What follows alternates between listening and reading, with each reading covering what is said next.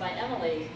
Mimi and I met through her intern application in 1995 when we were just beginning a First Lady's biographical project here at the Archives. And it was Emily's beginning of that work which led to years of her continued work along with other staff here at the Archives, interns, curatorial staff, collectively trying to gather all of the documentation we could about Government House and the people who lived in it.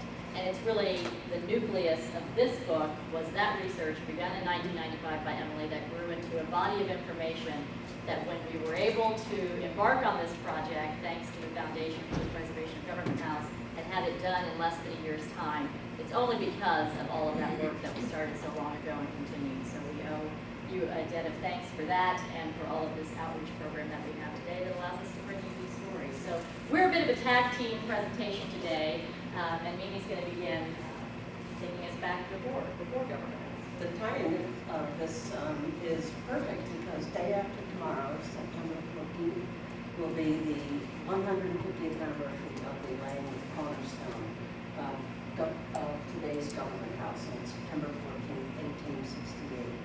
And is this okay? Yeah, you can film. Okay.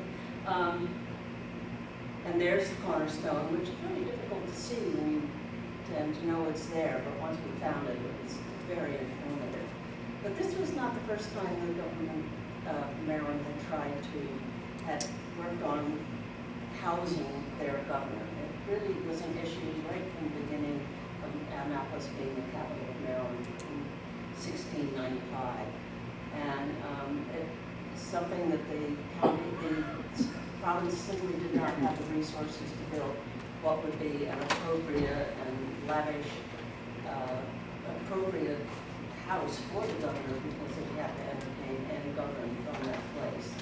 In 1733, the General Assembly passed a law appropriating £3,000 to direct and appoint the building of a dwelling house and other conveniences for the residents of the governor of this province. And that's, you can see where our title came from. Sometimes they were a little more specific about what they wanted from this, and they wanted a dwelling house, outhouses, and other conveniences, but we left the fuller title.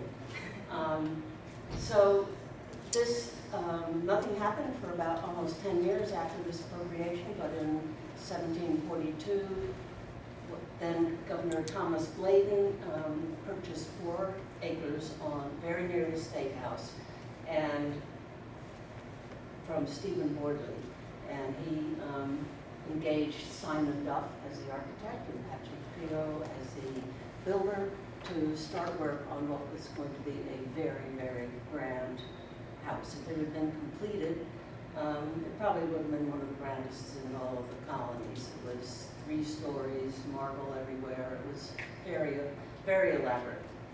But about 1747, the General Assembly was watching this project, and they had a commission that came in and took a tour of what was going on and decided it was way too ornamental, too expensive, and they shut the whole project down without even putting a roof on it. And this became famously known as Bladen's Folly. And am I going the wrong way? Yes, I am. So Bladen's Folly eventually, after the Revolutionary War, was turned over to the newly chartered St. John's College, and they completed the work and engaged Joseph Clark to do the roof and the cupola, and Joseph Clark was the same man who designed the State House dome. So McDowell Hall is now a very important part of the St. John's College campus. But it was the first and very unsuccessful attempt by the state of Maryland to provide a governor's home. So when Horatio Sharp took over as governor in 1753, he took matters into his own hands and rented a house from Edmund Jennings. And he lived in that house, ruled from that house, entertained in that house. It was his in-town home. His country home was Whitehall, so he was very well known for remember before that. In 1769, when Robert Eden took over as governor, he bought Jennings House and decorated it in a very high, fashionable London style. And he lived there and entertained there very well. He was very much the center of political and social life in Annapolis at the time. And when he left right before the Revolutionary War, the state confiscated Jennings House and everything in it. And that was, and it then became the home of Maryland's governors for the next 95 years. And these are other pictures of Jennings House. It was quite elaborate, big, and with ballrooms and looking at grand grounds overlooking the Severn River. So, but the fate of Jennings House really can be blamed on the Civil War. During the Civil War, the U.S. Naval Academy moved to Rhode Island, and at the end of the war, the state and Annapolis really wanted it back. And the Navy did not want to come back unless they could expand the grounds. And you know, this is where Government House was there. And you can see those are the Naval Academy grounds all around it.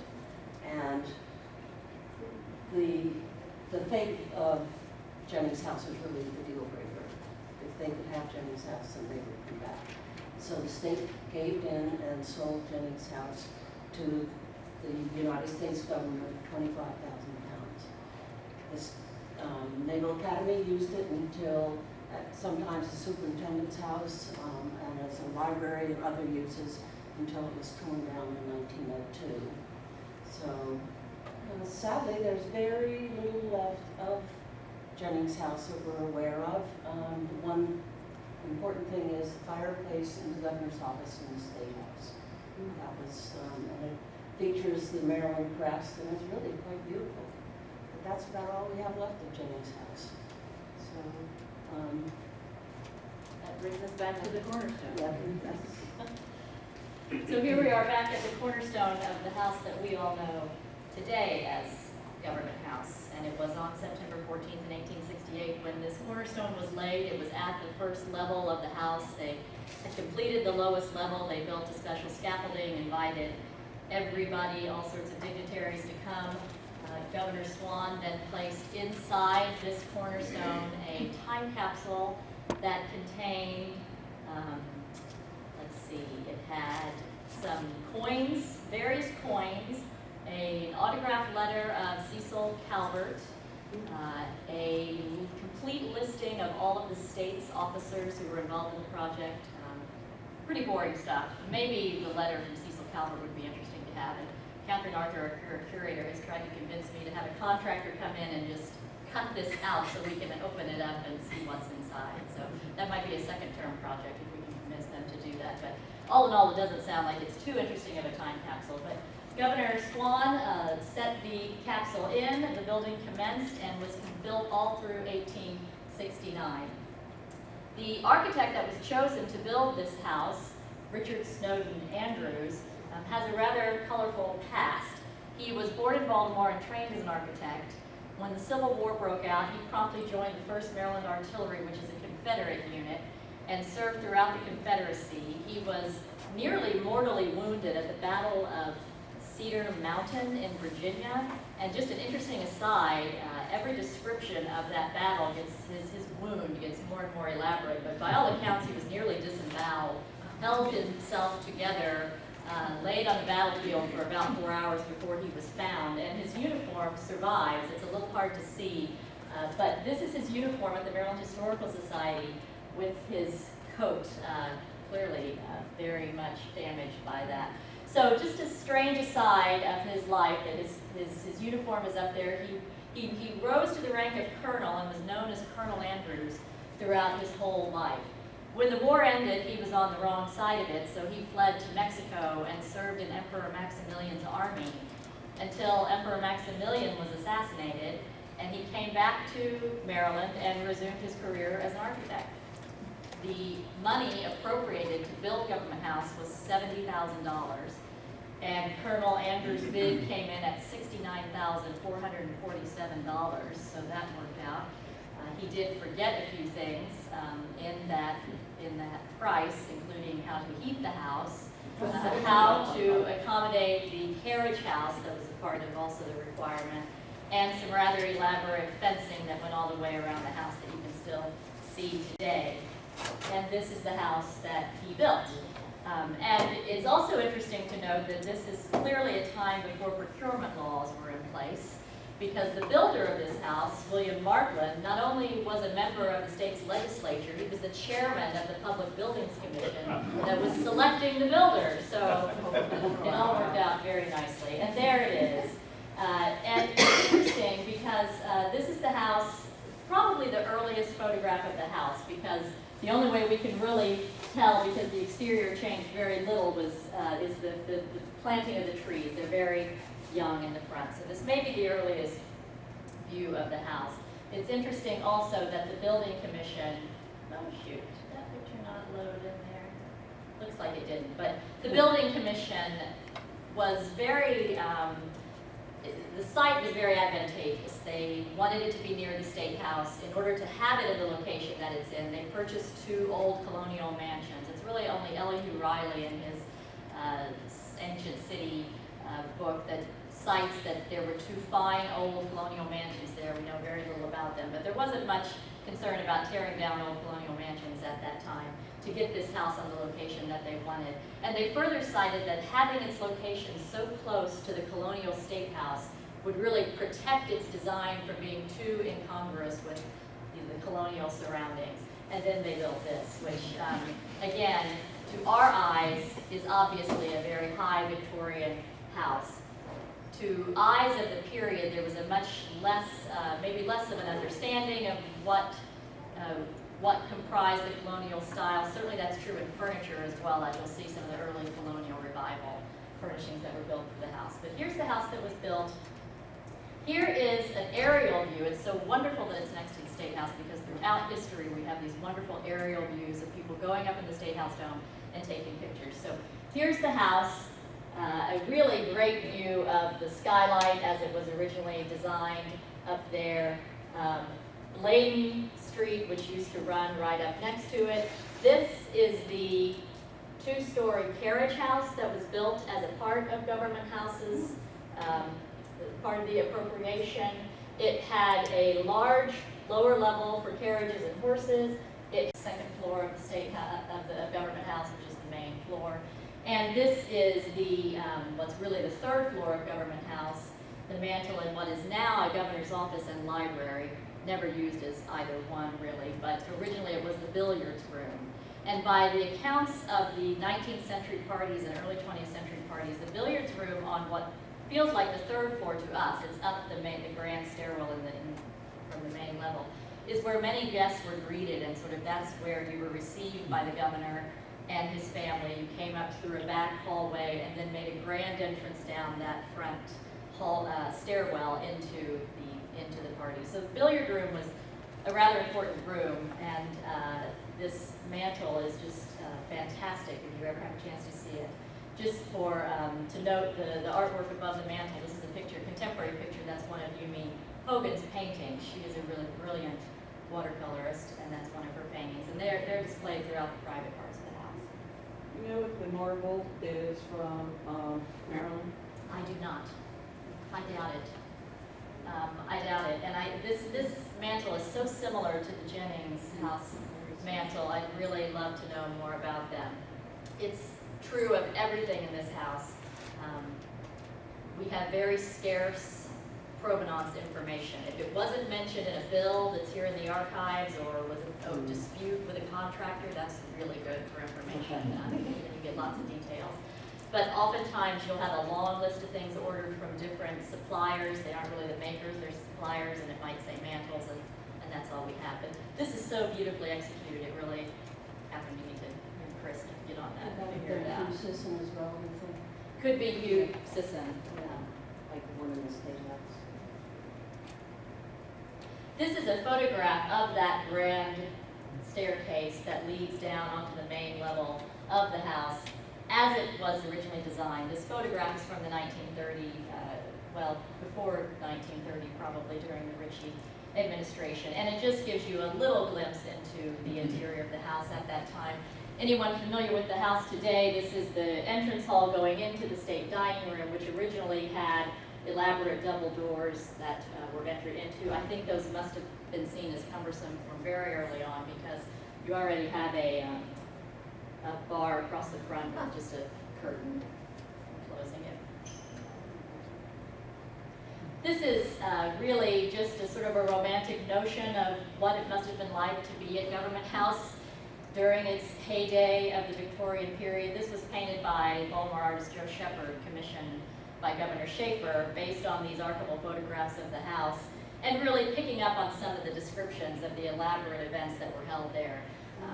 There are particular administrations that really stand out, and it's fun to read about the parties they had. Governor Warfield's two daughters had their debutante balls inside the house. These were the height of the society at the time. There's very little sort of scrutiny about how much money is being spent on events at this time either, so they're very elaborate because it was largely coming out of the governor's own pocket.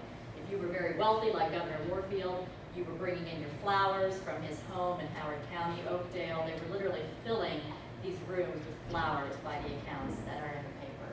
Potted plants, candles out on the verandas. It really does sound grand to be there. The train station was so nearby, they were running special trains in for guests to come to these events. The bulk of the information comes from these sorts of descriptions. Very, very little otherwise in terms of furnishings and things in the house. We have a few remnants of these grand days by the dishes that remained in the kitchen in Government House. We scavenged these from the staff probably over 20 years ago when they were getting ready to get rid of things, and did we want to have some of these old dishes? Yes, yes. No full sets, like anything, any public house, everything gets used up, broken. You have a few odd pieces here and there.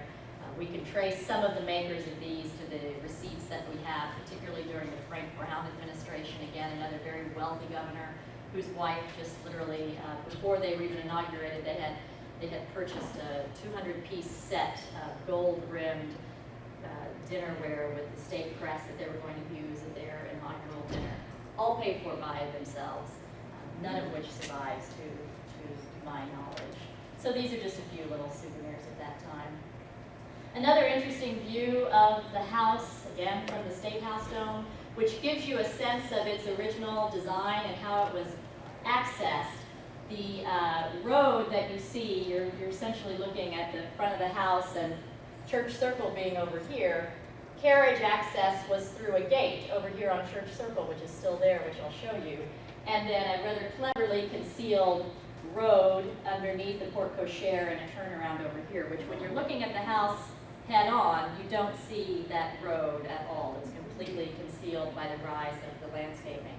But in really looking closely at this house again, these were things we'd seen for years and just really never put together what they meant or how they related to that early house. So here, if you're going around Church Circle, next time you come around, you'll see this double gate in the iron fence there, and that was the entrance to the house. You drove around and ended up in a porte cochere, which is still there underneath the grand portico today. This is actually architect Jay Graham, who we'll talk about later on, and Mimi visiting the house last year. There's a stairwell right there that if your carriage came underneath the porte cochere, you were let out, you walked up those stairs and then into the front of the house. So just a completely sort of different way of accessing it than we think of today. While we have the picture of the fence, there was a great deal of controversy about that fence because it wasn't appropriated for. It cost about $14,000. It was specified to be a wrought iron decorative fence all the way around the house, footed in a granite footing. And that is all still there today. That's really one of the things that has remained most unchanged is that fence around the house and the original lamps in front of the house as well that have just been electrified over time. So there it is. Pretty much that's the house that as it remained from the time it was built in 1869 up until the 1930s when we're going to talk about the changes to it. The porticos on the side were eventually closed in with glass and became interior porticos, but you can still see that access road a little bit there underneath to the portico share. And by the time of the really early on, by the turn of the century, you start to read about great efforts to repair and keep the house up to date, changes in technology and how houses were heated and cool. There's constant requests for appropriations to keep the house from falling apart. And there were efforts inside to modernize it. So as Annapolis around it was starting to sort of be awakened to the importance of its colonial buildings and its colonial past, this house started to look more and more out of sync with that. But there were efforts going on inside to create a colonial interior, and this is one of the most notable first ladies who made a real effort in that with that regard, and that's Ellen Scholl Goldsborough, who was Governor Goldsborough's wife. They were in the House from 1912 to 1916, and during that time, she spent a great deal of money to create colonial interiors and bought several suites of furniture, one of which she's shown sitting in the reproduction sort of Hepplewhite Sheridan settee suite in the parlor of Government House. That's a photo from 1912. And just sort of fun, we sat her ancestor, Susan Goldsborough, who visited the house last year during the open house, in the very same settee and photographed her in that room. So these things that are not old, they're not old in the sense of something really precious in terms of decorative arts, but they're old to Government House. They have a long history there. And Chris and Catherine know we constantly repair them because they get used and loved. The Goldsboroughs also bought an entire suite of furniture for the state dining room in the colonial style, which to our eyes looks very much more like an empire style. But this entire suite of furniture, including the two sideboards, the table and chairs and knife urns, was purchased by the from the Pothouse Company in Baltimore, who were German immigrants making colonial style furniture, and their motto was that they were creating the true antiques of tomorrow. And it could not be more true, because these are our true antiques. All of that furniture is still used in the house today. We have the receipts here at the archives for 38 pieces of furniture was less than $1,000. That's a good, and the state did pay for that. State's starting to pay for things a little bit more in this time period. So do you know what kind of wood that was? Of the furniture, Yeah. It's primarily mahogany. It's beautiful, sturdy stuff, which we also repair all the time. Not the sideboard so much. So this period of renewal that the Goldsboroughs were making a valiant attempt to do inside the house was followed on by the longest governor in history, who happened to also be a bachelor, Governor Albert Ritchie, who his biography is interesting. He was married for about a month, I think. But there was really only one woman in his life, and that was his mother, who moved in as his official hostess, Elizabeth Ritchie. This is one of his inaugurations, standing in front of the house. But it was not a period marked by much improvement inside the house. She became ill during one of his administrations and was pretty much inactive. So he was pretty much running things on his own, and it was not necessarily a period of renewal for the house at all. It probably fell further and further into disrepair. I'll just end on talking about Governor Ritchie by noting that there's a charming story of his time in office that shows you how different it is as far as the public's interaction with the governor today. There was a reminiscence of a woman who remembered when she was a girl at Annapolis High School, and they were doing a fundraiser where they wanted to name a doll after the governor's lovely mother, Mrs. Ritchie. So they walked up to the house and rang the doorbell, and Governor Ritchie answered the door and invited them in, and they explained their fundraising project for Annapolis High School, and he said, well, my mother's indisposed, I'll go ask her. And he came back and said, yes, that's just fine, you can name a doll after her. And she said, and he chatted with us for a few minutes, and we went on our way. So that just gives you an indication of how far removed we are from that kind of access today. So Governor Ritchie left the house in 1935, and Mimi will take the next chapter. In 1935, Governor Harry Nice and his wife Edna moved in and into Government House, and the house by that time was 65 years old and in really sad shape. some of the things you don't see in the picture of the entrance hall is boards holding up the steps of the grand staircase so it doesn't fall down, and the pothouse table being propped up by painted sawhorses. There was a lot in the paper about what to do with it, and people said that one of the things was that it was full of things that were old but not old enough. So, and it was in terrible shape. And there was a great deal of controversy of what to do about it, because and that was at that time, was in the 1930s, it was just becoming aware of its colonial heritage, and people were saying, you know, this house just doesn't fit. This is a white elephant in a colonial environment, and you know, then there was a lot of thoughts of just tearing it down and starting over.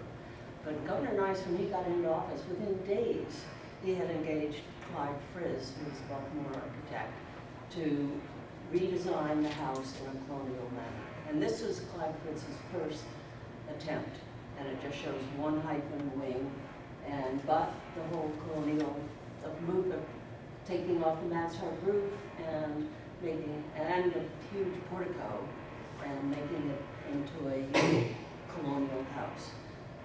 Unfortunately for the process as it went on, his original costs were based on this, but very quickly it had become clear that they needed to have hyphens on both sides and to make it bigger. So this was the eventual original plan. It included, you know, the Palladian window and dormers, and they took the portico off, and that weighed 40,000 pounds or 40 tons. It was just massive portico, which they took off and replaced with pediment door. So this went on for over a year. Governor Nice and his wife moved out in the spring of 1935 and did not move back in until the summer of 1936. And it was all over the papers. You know, it was huge controversy about how much it was costing, because the costs kept escalating, and he was just under attack for the entire process. This is, you know, what some of the construction looked like, and you know, it was just completely redone. And what's interesting is the back of the house still has Victorian elements, bay windows and things, but the front is all colonial. Oops. And it's just an interesting picture to show you the context of the picture of this is the house right here. That is the old Court of Appeals building, and that's Bladen Street that runs down the middle. So it's really interesting to see how close they were together and how tight the whole thing was. And the view of the State House is almost completely non-existent. This is pretty much what Government House looked in 1935 when they were finished. This is the completed building. This on the right, that is the governor's private office, which later has become a sort of a leisure room, private leisure room for the family. And over on the left side is what is known as the Conservatory, and that is still the Conservatory today. Oops, I can't get this right. This is really yeah. So, same old story, you spend a lot of money on building a house and then you don't have any money for furniture. So this is poor Edna Nice in the Conservatory, which if you're familiar with the house today, the Conservatory is adjacent to what we call the Empire Parlor. That niche is filled in now. Originally it was open, and they actually called this room a porch out onto the Conservatory, but I think she's pulled in the garden furniture to sit in there. This is the stairwell as it was reconstructed.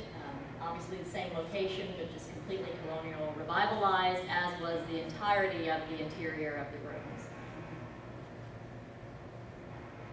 This actually skipped a picture of and the nice on that stairwell as well, which really did not change in its design in terms of the light fixtures and the woodwork or even its color until we're jumping now forward into the Ehrlich Administration. Just to give you an example of how different administrations, different first ladies, usually it's their ideas, make their own changes throughout time. These rooms, as we know them, and most of what we know are the 7 public rooms, are protected from any real architectural changes. So what we see over time in this finished house is changes that really only come in color and small fixtures. But I always point out the changes that were made during the Schaefer administration did include a new lighting fixture, that very large Waterford crystal chandelier that was put in place.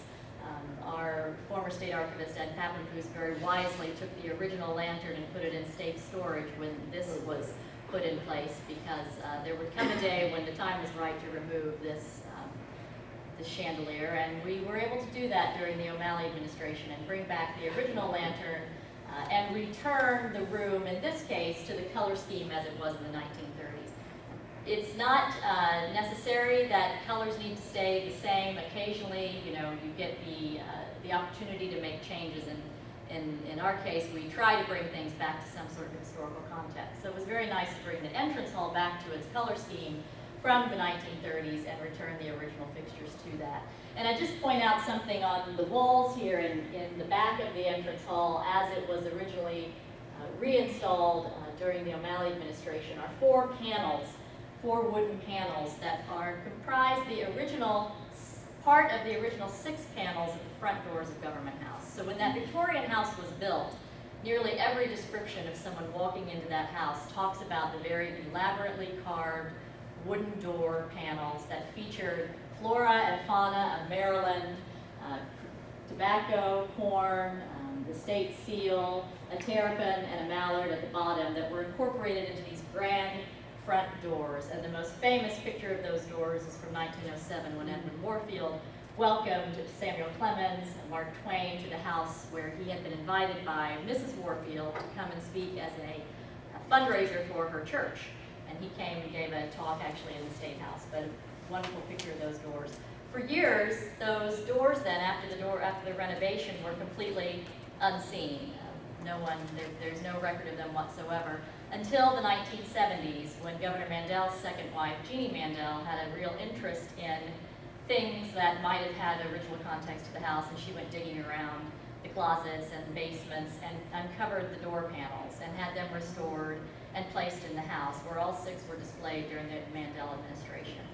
Anybody who's a Marylander might know that there was some controversy upon Governor Mandel moving out of the house, one of multiple controversies during Governor Mandel's time there. But when he left, he simply took the bottom 2 panels with them, and he told the Baltimore Sun, they're a memento of my time in service.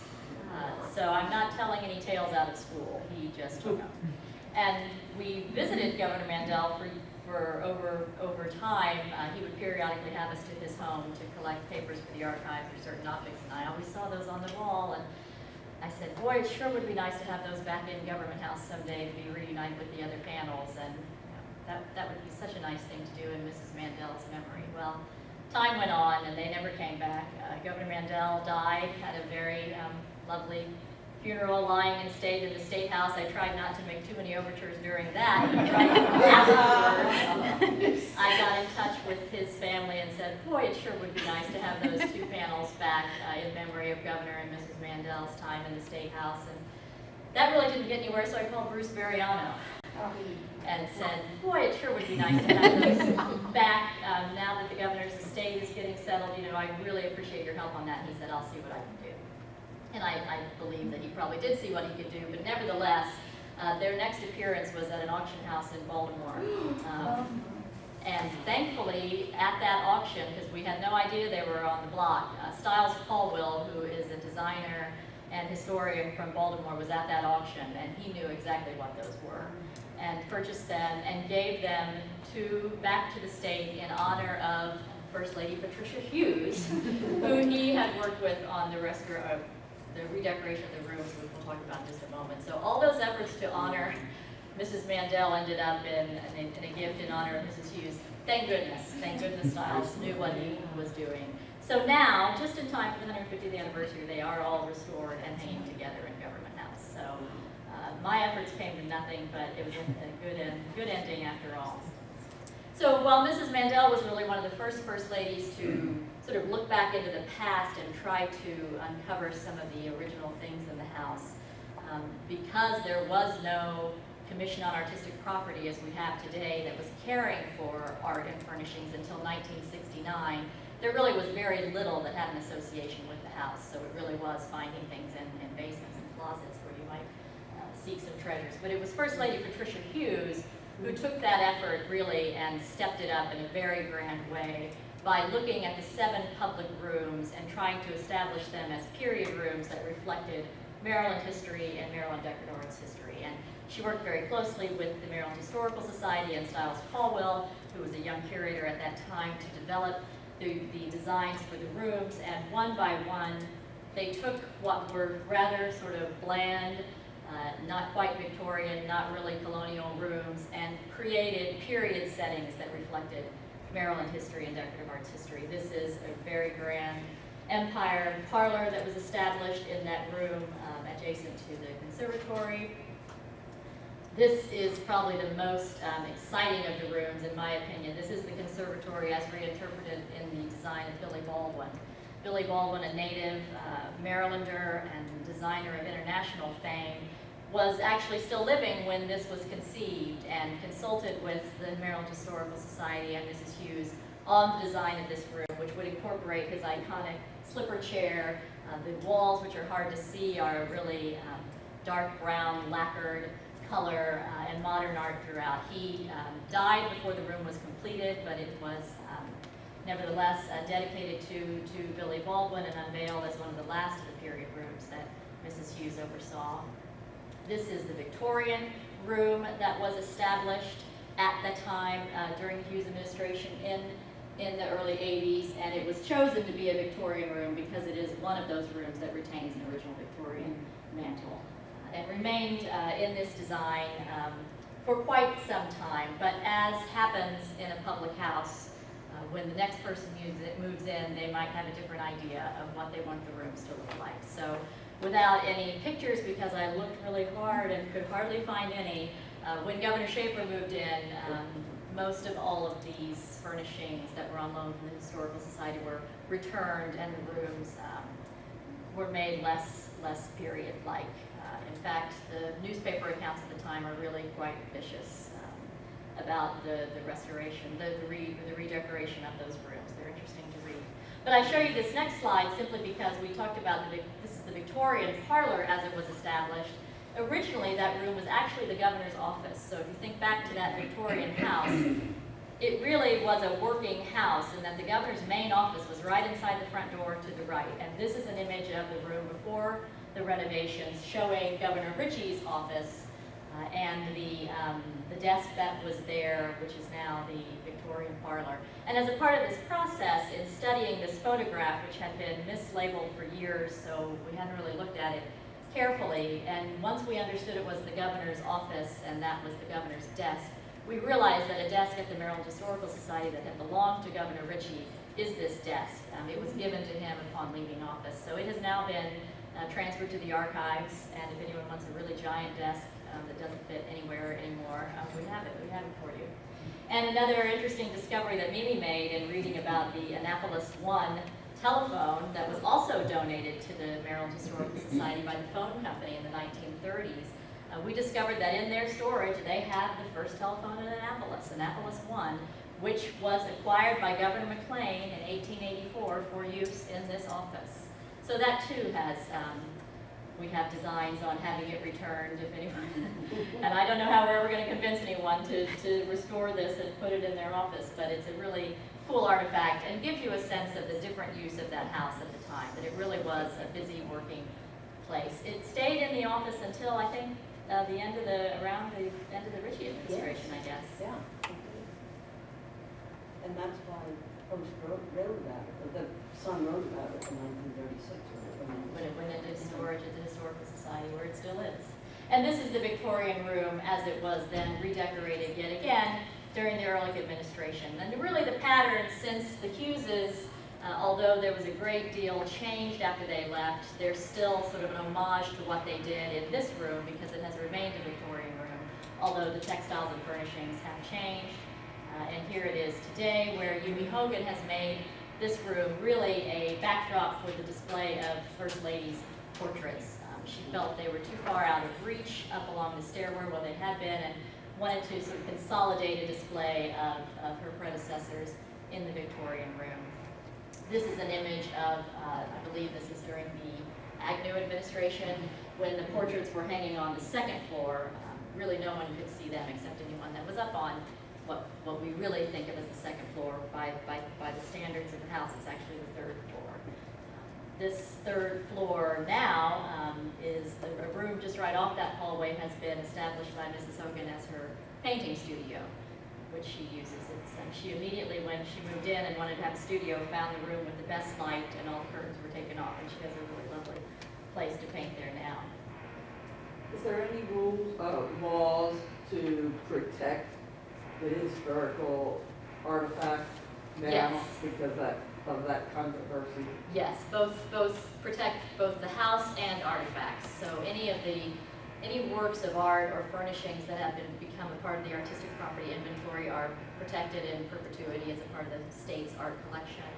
And there are only very limited changes that can take place in the house. Any change that would penetrate the historic fabric of the walls or the floors has to be approved. And in general, it's only repairs that are made, not any real changes. Governor O'Malley was really, really disconcerted to move in, being a musician himself who wanted to have a lot of music in the house, when he found out that the speaker system is actually embedded inside the old fireplaces of the house. None of the fireplaces work anymore. When the house was renovated, all the fireplaces were rendered inactive, and that's where the speakers are. So you are at a party and the music's coming out of the fireplace. You know, well, we got to be able to do better than that, and we really tried to design a modern speaker system. And it became overwhelming, the logistics for doing something like that in an old house. So the music sort of comes out of the fireplace when you're in there. And it just be real clear, the Commissioner on Artistic Property that Elaine talks about, which is responsible for all the paintings and historic furnishings in the house, is part of the archives. And Elaine was curator of that for many, many years. And this is That's why we collectively have such a big role in this house, because of caring for the furnishings and the art in it. And trying to work with the staff and the residents to interpret it and care for it. In what years did that commission and the protection come into being? 69 is when that was established. And just, you know, as a part of the course of studying this house and how it's been used over time, it also becomes very evident the different roles that First Ladies have had over time. And these are just two examples. This is Honolulu McKeldin literally serving tea herself to an entire group of visitors in the state dining room. She later on realized that she worked far too hard when she was there and really felt like she probably should have had a salary or at least a staff. She had no staff. She did it herself. It's really remarkable. This is Judy Agnew, who's actually seated on the other side of the governor's desk in what was then the governor's office. It's that, if you're looking at the front of the house, that whole end of the house on the right was once the governor's office. That's why it has a separate entrance off of what was then Bladen Street. Once the State House governor's office really became the main working space, it's now been taken over by a living area. But Judy Agnew was one of the working first ladies who was really starting to take more of an active role in the work of the state, and had a busy office herself, and she's seen there in the governor's office. And just a photo of the kitchen as an example to show you that most of the house really is private and off limits. I mean, the pictures that we've been seeing today, and much of what we know, comes from the documentation of the 7 public rooms. That's 7 of 54 rooms. So this is a big house. There's lots of private space. It's pretty religiously guarded by all its residents, whether your family's big or small. There are lots of areas that really remain private and the public does not see. But as a part of our project, we did include a nice image of the kitchen, which is not elaborate, not grand, It is the scene that there's a table at the other end you'll see next. This is where the family spends a great deal of time, and this is a place that is very familiar to the many, many residents of the house, the hundreds of troopers who are fed lunch out of this room on an annual basis, and the staff who are in and out of here all the time. So those of us who come in the back door have the opportunity to see the kitchen quite a bit. And it just recently was renamed. That's a wooden plaque on the wall.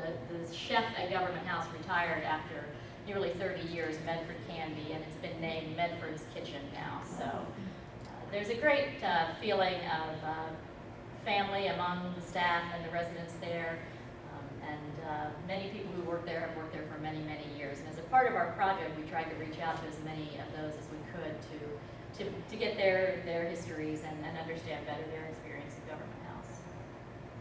We also, to a certain extent, documented the changing grounds at the State House and the outside of the State House.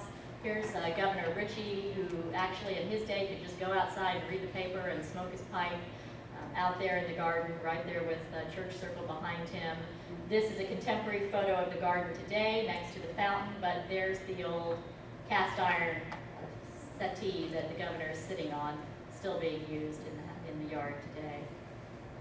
This is Mrs. Nice giving a tour of really the first formal gardens that were established at Government House as a part of the renovation in the 1930s. This setting really changed very little for decades. This is the same area just as it had grown up. This is during Hughes administration. You can see the back of the house, pre-fountain days, very simple. This was the family garden area as it was until, again, around the period of the Hughes administration, when this area became a brick patio. It's more fenced in now. If you're ever inside the house and looking out from the conservatory, you can see down into this area, but anyone just driving around the circle would not see this private area at all. And there was really little change to those outdoor grounds until Mrs. Snoops, Hilda Mae Snoops, created a design for, asked Jay Graham to come in and reimagine the landscape, and Mimi's actually going to talk about that. When Jay Graham was engaged by Mrs. Snoops to redo the gardens in the back of Government House, where near State Circle, and his original plan really did not include a fountain. But he went to, made a visit to Boston and the Boston Common, and he was really struck by how people were engaged and attracted to fountains, because they're very much part of Boston Common. So he came back and he proposed the fountain, and Mrs. Snoops agreed. And he designed the proportions of the fountain and where it would go, and but he did not design the fountain itself.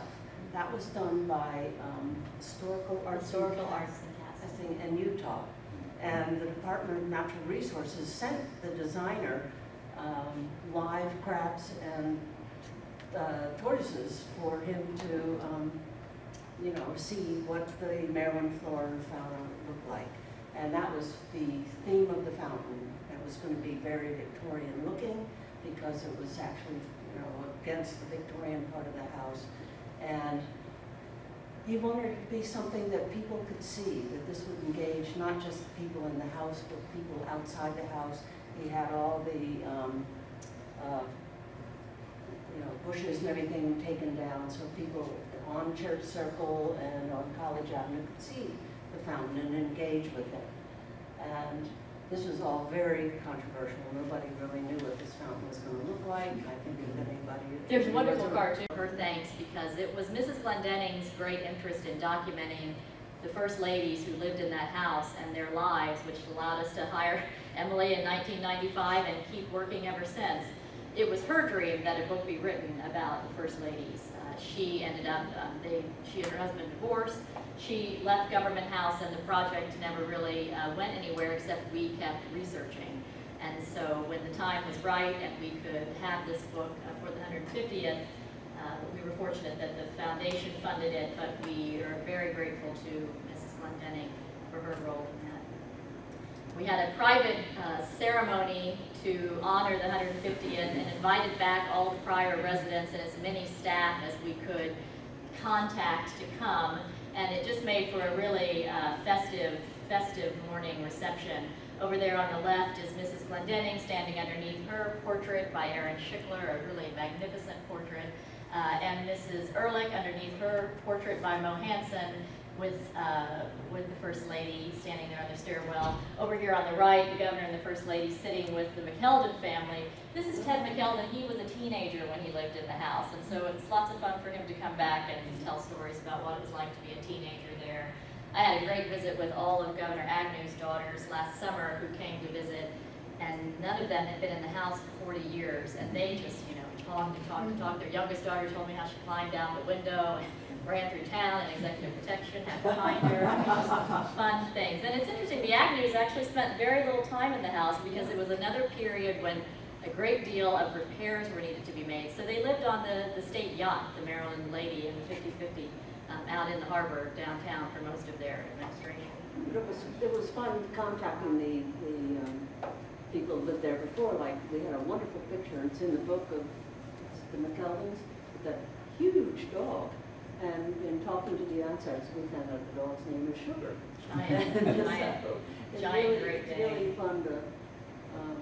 So this was a lovely private event, and then that afternoon, the Hogans welcomed over 1,000 people, literally, just into the house. It was free reign through the public rooms, and put on a nice party outside, and welcomed many, many people into the house, some of whom had never been there before, in celebration of the anniversary. That's the staff and the Governor and First Lady with the cake that you can see better in this picture, celebrating the house. So we hope if any of you haven't had a chance to visit Government House, many people don't realize it's open to the public on Tuesdays and Thursdays. You just need a reservation to have a tour on those days. And it really is worth seeing. We've tried to make the experience there when you're touring with the guide to point out a lot of this history, but get a sense of what it's like to live in there today. So we'd be happy to take any questions. Do they still have the open house?